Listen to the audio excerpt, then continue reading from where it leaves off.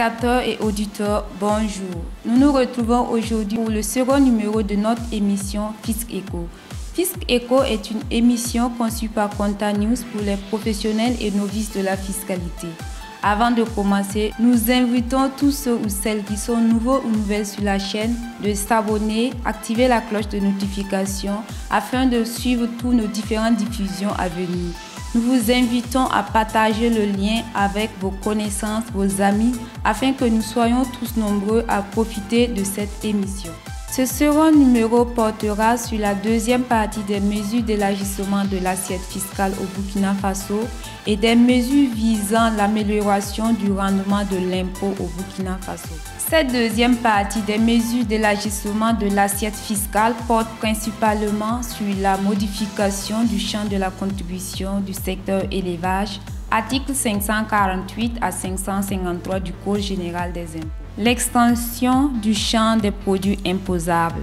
À ce niveau, nous avons l'élargissement du champ d'application de la contribution du secteur élevage aux produits de la pêche et de l'aquaculture, tels que les poissons, les mollusques, les crustacés, les grenouilles et autres produits halieutiques, pour tenir compte du fait que le Burkina Faso produit de plus en plus ce genre d'espèces, et l'application à ces produits de la pêche et de l'aquaculture d'un tarif de 25 francs CFA ZOF par kilogramme. Le réaménagement du champ des personnes imposables. Il est noté un réaménagement du champ des personnes soumises à la contribution du secteur élevage en vue de permettre sa perception auprès des personnes suivantes pour leur vente en régime intérieur et à l'exportation. Les producteurs de bétail, de volailles et de peaux brutes, les pêcheurs et aquaculteurs et enfin les marchands de bétail, de volailles, de peaux brutes, des produits de la pêche et de l'aquaculture destinés à l'exportation. Le fait générateur de la contribution du secteur élevage est constitué principalement pour les produits destinés à la consommation intérieure par la vente des produits concernés par les personnes imposables et pour les produits destinés à l'exportation par la déclaration de ces produits en douane.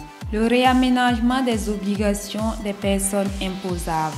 Les producteurs de bétail, de volailles, de peaux brutes, les pêcheurs et les aquaculteurs doivent déposer auprès du service des impôts dont ils relèvent dans les 30 jours suivant la fin de chaque trimestre civil une déclaration sur un formulaire conforme au modèle de l'administration fiscale au titre des opérations intervenues pendant le trimestre précédent.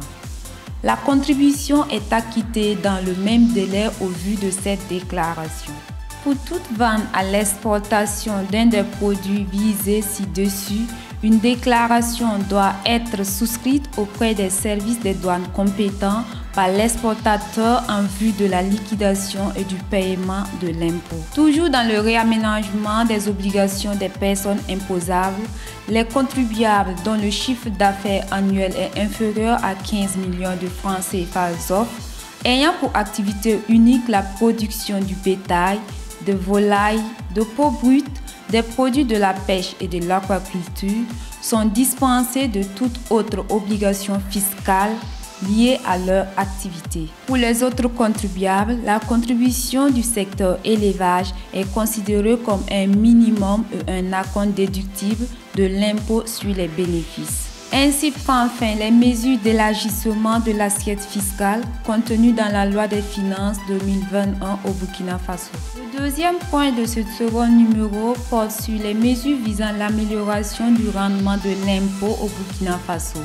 À ce niveau, nous avons la réforme de la contribution des micro-entreprises, articles 532 à 540 du Code général des impôts, et la modification du dispositif de l'attestation de situation fiscale, ASF, article 634 du Code général des impôts. Comme objectif de la réforme, il y a d'abord la maîtrise du fichier des contribuables à travers l'institution d'un régime déclaratif. Ensuite, la simplification de l'imposition des contribuables relevant du régime des micro-entreprises et enfin l'accroissement des recettes de la contribution des micro-entreprises. Sont donc soumises à la contribution des micro-entreprises Régime déclaratif. Les personnes physiques dont le chiffre d'affaires annuel est supérieur ou égal à 5 millions de francs CFA ZOF et inférieur à 15 millions de francs CFA ZOF. Et les personnes morales dont le chiffre d'affaires est inférieur à 15 millions de francs CFA ZOF sont soumises à la contribution des micro-entreprises régime forfaitaire.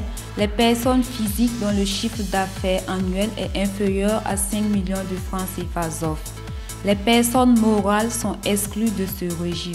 Les obligations des personnes imposables à la contribution des micro-entreprises sont la souscription d'une déclaration d'existence, la délivrance des factures, la tenue d'une comptabilité selon le système minimal de trésorerie et la déclaration au plus tard le 31 mars de chaque année du chiffre d'affaires du dernier exercice clos ou du chiffre d'affaires prévisionnel en ce qui concerne les contribuables relevant du régime déclaratif. La liquidation de l'impôt au niveau de la contribution des micro-entreprises.